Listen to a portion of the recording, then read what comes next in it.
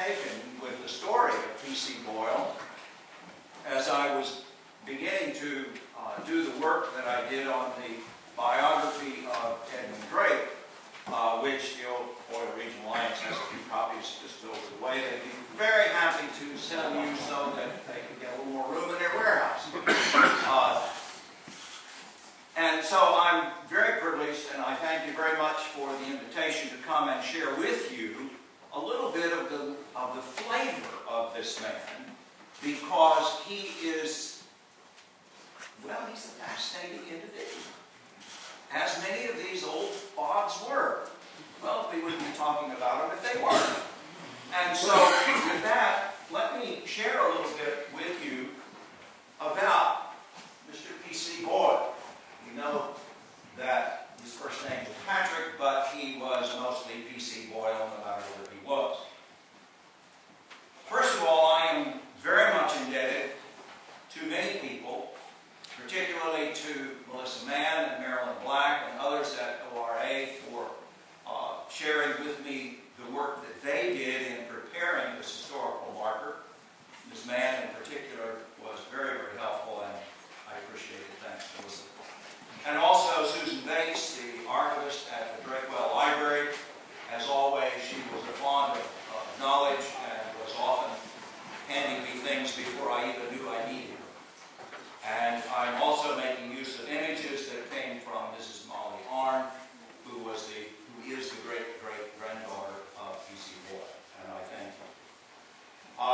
And of course, being an academic, I have to give you my references. You probably can't read them, but nonetheless, they are there, and I'll be happy to share them with you if you would like later. Okay. Born in Ireland in 1846, and if you know anything about the history of Ireland, the 1840s and 50s were not a very good time in Ireland. People were starving. Literally. Not figuratively. Literally. Starving. So there was a phenomenal immigration out of Ireland, particularly to the United States, but not all to the United States. And so when he was barely a year old, his family immigrated to the United States and took up citizenship here. They settled in Brady's Bend in Butler County, and they lived there for a number of years. And from all reports, young Patrick was cut a pretty wide swath through that part of the country.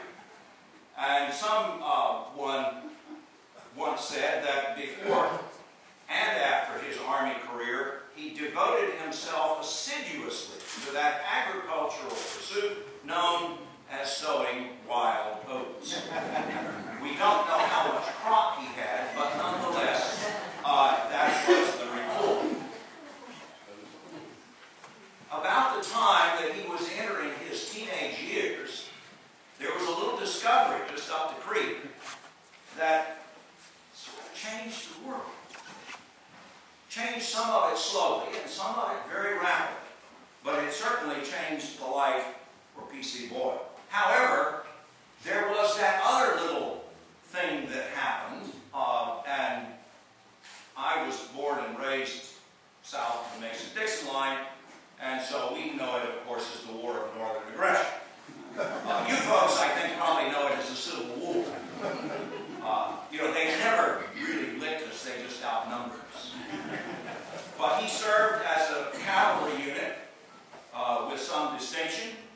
And this is a paper from 1861. I actually found that in the attic at Cornell University. It had fossils wrapped up in it. And I was unwrapping the fossils. They had been sitting there since heaven knows when. And that was where I found this newspaper, which I kept. Not the fossils. But upon his return, well, the boom was going on up here then. And so he quickly traveled up to the oil country to make his fame and fortune. And this is about what he ran into. This is an image of Titusville, about 1868, along Boyle Creek, 1865. This is what he was coming into. There were jobs for young men. And one of his first jobs was literally digging ditches.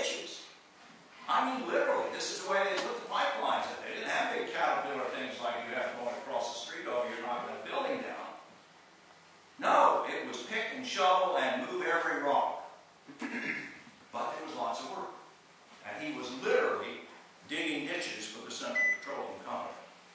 But he worked all through the oil region. He worked as a day laborer, as a roustabout, as a pipeline worker. But all through it, his integrity came to the surface.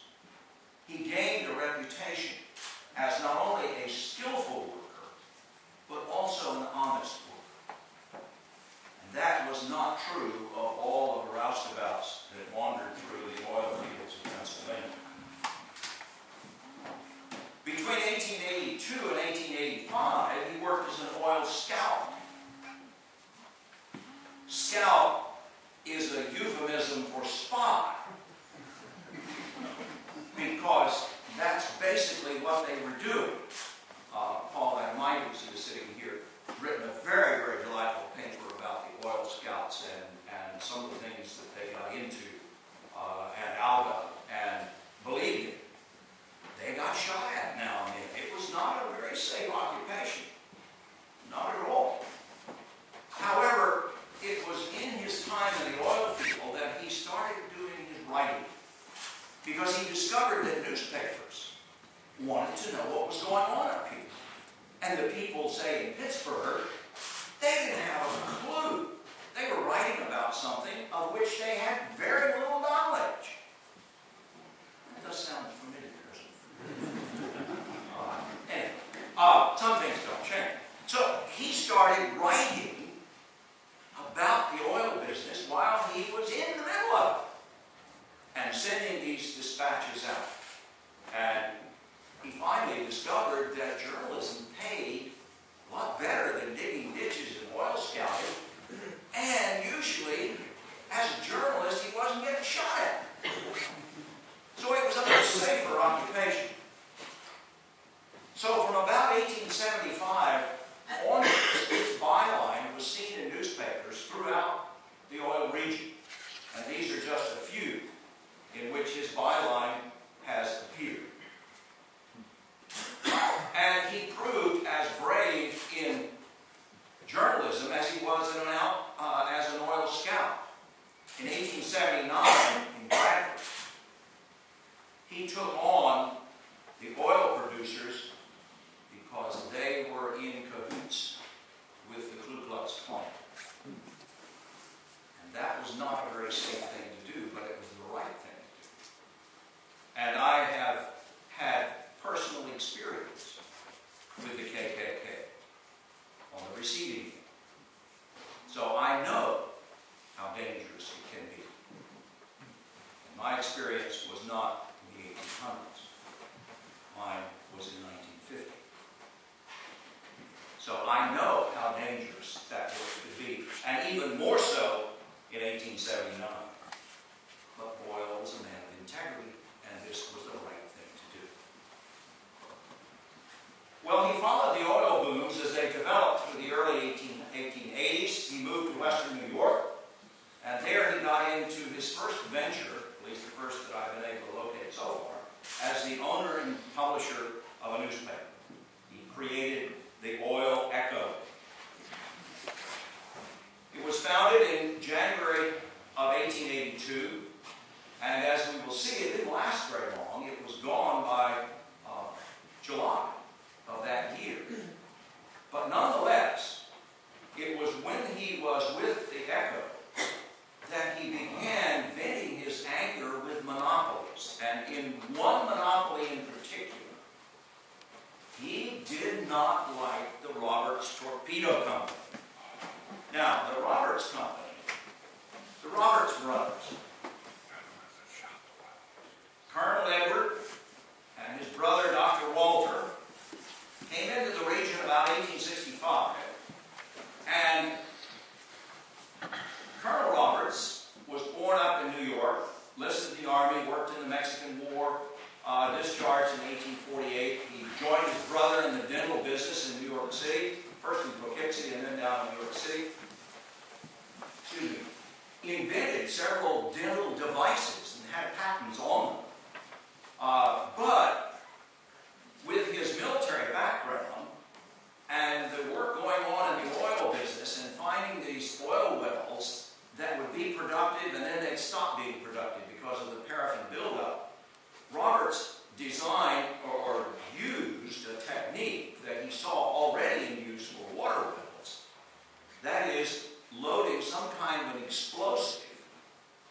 device, lowering it down the hole, and setting it off. That had been known for a while. A lot of people were doing it. Roberts was the only one savvy enough to patent the process. And he patented not only the nitroglycerin process, but the water damping. And by having that patent, guess what? He controlled the market. His brother, Walter, started out as a bank clerk. He was then went into medical school. Finally came to Titusville to join his brother in 1868. Was even mayor of Titusville in 1872. But with all of the bad publicity of that Roberts monopoly, he always wanted but never got his congressional seat. This is the drawing, thanks to Paul. I appreciate the use of your diagram. This was the drawing that he sent for the patent. And once he had the patent, then they set out to keep anyone else from using that technique. So anyone that used that technique was violating their patent. And at one time, he had over 2,000 lawsuits active in the state of Pennsylvania. I mean, he kept the lawyers busy. It went all the way to the circuit court, and his patent was upheld in 1879, and their monopoly was secured. And the age of the nitroglycerin wagon had dawned. This is from the new exhibits out at the Great Well. If you've not seen the new exhibits, get out and see them. They've done a phenomenal job. The idea was you filled this long cylinder with nitroglycerin. Well, first you put water in so that you don't splash the nitroglycerin, because that stuff's rather unstable. I remember a colleague and I making some in high school chemistry that kind of came off the wall. That's a good story.